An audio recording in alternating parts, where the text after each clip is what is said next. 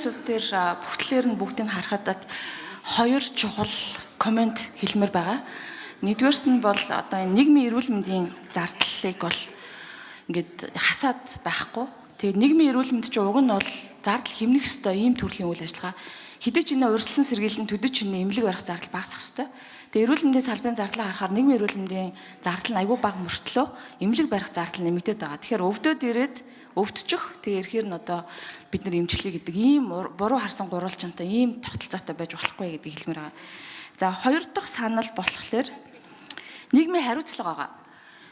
Одоо нөгөө өнгөрсөн жил бид нар нөгөө аж ахуйн нэгжийн орлогын албан татврын хөнгөлөлт 1% гэдээ ярьчаад байгаа. Гэтэл тэрийг яг аж ахуйн нэгж байгууллага болон жигнэсээ нийгмийн хариуцлага хийдэг төрөмс байгууллагууд яаж авч тэр харилцаанд орох тухай асуудал нь одоо болтол зэгцэхгүй, зохицуулалтгүй хэвээрэл байгаа.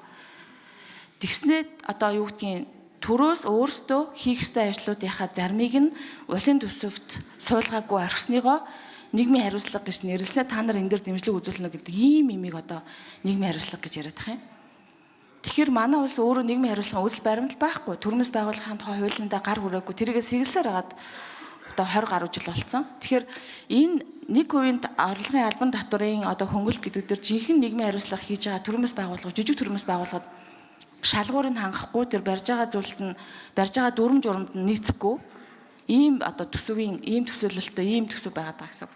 За гуравт нь дахиад нэг юм хэлмээр байгаа нь яг өнгөрсөн жилийг бодвол нэг сайн зүйл нь энэ номон дээр өнгөрсөн жил ийм байсан. Олон нийтийн хилцүүлгийг хийх гэдэг гарчигтай байснаа вебсайтэнд байршуулсан. Гэхдээ санал ирээгүй гэдэг ийм өгүүлбэртэй байсан. Би бүр тэрийг санаж байна. Энэ жил яг авааштай зүйл 8400 гаруй санал авсан юм байна.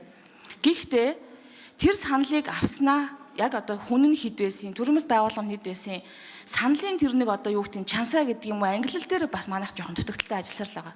Нэгэнд боож багалцсан төсвөөр санал өгсөн яг хэр хөдөлсөн бол тоо. Тэр бол жоохон эргэлзээтэй. Тийм учраас зам би хөгжлийн бэрхшээлтэй иргэдийн ирэх ба улсын төсвөг хилцүүлэг хийжээж өнөөдөр энэ асуудлыг бас зарим одоо төсөв яригдж байгаа гэсэн үг.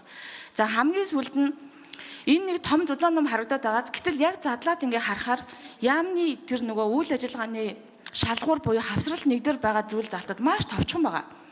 13хан ажил төлөвлөжөд тэрийг ингээ харахлаар хэцүү. Бусад дэлгэрэнгүй нь улсын нууц гэдэг юм шиг ингээ харуулахгүй мэдүүлэхгүй юм байгаа. Энэ дээр чи яаж төсвөө саналаа өгөх юм бэ? Үйл ажиллагааны шалгуур дээр жишээлбэл яаж хэмжих юм бэ? Тэгэхээр ахаад ил тод байдал, хүртээмжтэй байдлыг шаардж байна. Дараа жил илүү сайжруулмаар байна энийг.